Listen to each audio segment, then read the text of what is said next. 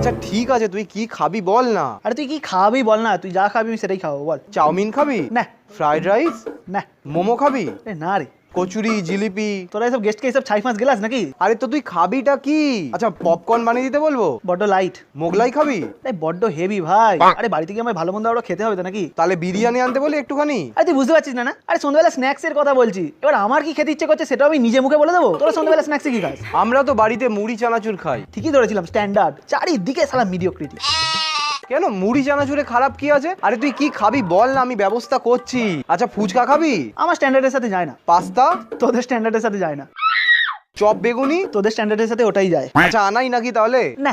আচ্ছা পাশের দোকানটায় হেভি চিকেন কাটলেট বানায়, ওটা নিয়ে আসবো কি? না। কেন ওটা কি হলো? ওটা তো ভালো, তোদের স্ট্যান্ডার্ডের সাথে যাবে। আজকে কি বার? রবিবার। রবিবার আমি চিকেন খাই না, আমি মটন খাই।